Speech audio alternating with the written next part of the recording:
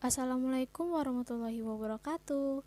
Perkenalkan, nama saya Khairunisa Syafna Putri. Saya dari Universitas Riau, Fakultas Keguruan dan Ilmu Pendidikan, Prodi Pendidikan Bahasa dan Sastra Indonesia. Sebelum itu, saya mengucapkan terima kasih kepada dosen pengampu saya, yaitu Dr. Syafrial MPD. Nah, kali ini saya akan membahas tentang pendekatan intertekstual dari novel Surat Kecil untuk Tuhan karya Agnes Davonar dan juga novel Air Mata Surya karya E. Rokajat Asura. Mau tahu pendekatan intertekstual dari kedua novel tersebut? Yuk simak sampai habis ya penjelasannya. Sebelum lanjut, jangan lupa klik tombol subscribe, like, share, dan komen, serta bunyikan lonceng notifikasinya ya. Apa sih itu kajian intertekstual?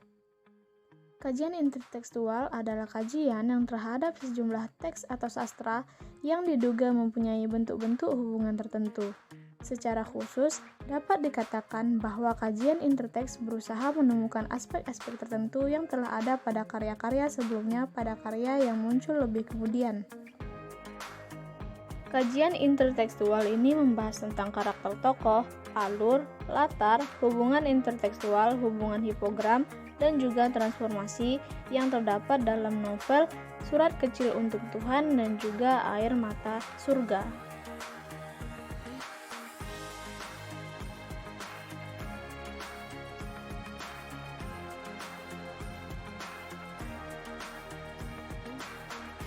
Novel Surat Kecil untuk Tuhan adalah sebuah buku yang diangkat dari kisah nyata perjuangan gadis remaja penderita kanker.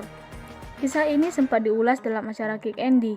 Sebelumnya, buku ini diterbitkan secara online dan dibaca lebih dari 350.000 pengunjung. Banyak pembaca yang terinspirasi oleh kisah novel ini, sehingga buku ini dicetak secara luas dan terjual lebih dari 30.000 buku. Buku ini mencetak sukses di Indonesia dan Taiwan dalam waktu 2 bulan. Novel ini menceritakan tentang seorang anak gadis yang cantik, pintar, baik hati, ceria, penyabar, ikhlas, rajin, penyayang, dan sederhana. Cantika atau biasa dipanggil Keke berusia 13 tahun yang menderita kanker jaringan lunak pertama di Indonesia.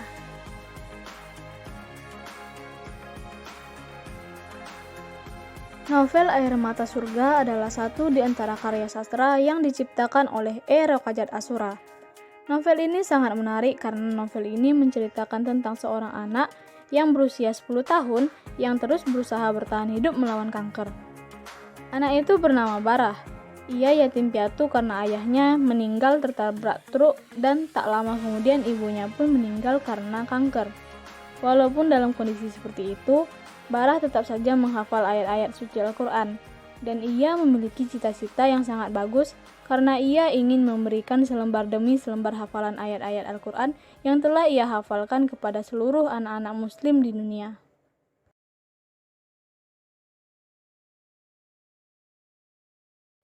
Satu, karakter tokoh. Karakter tokoh adalah sifat atau watak yang dimiliki manusia untuk bersikap dalam menyelesaikan masalah ataupun menghadapi sesuatu. Karakter tokoh dalam novel Surat Kecil untuk Tuhan karya Agnes Davonar, yaitu tokoh utama Keke, memiliki 7 karakter, yaitu tabah, mudah bergaul atau bersahabat, sabar, penurut, pintar, periang, dan juga ikhlas.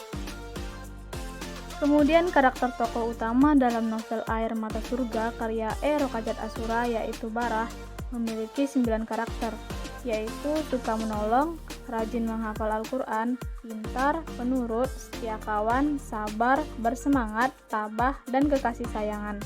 Karakter tokoh terlihat dari cara pengarang menggambarkan setiap tingkah laku dan sifat tokoh dalam menyelesaikan masalah ataupun bertindak. 2. Alur. Alur merupakan jalan cerita yang dibentuk pengarang melalui tahapan-tahapan peristiwa sehingga menjadi suatu cerita. Alur terdiri dari alur maju, alur mundur, dan juga alur campuran. Alur yang digunakan dalam novel Surat Kecil untuk Tuhan yaitu alur maju, karena pengarang memulai cerita dengan perkenalan dan diakhiri dengan tahap penyelesaian.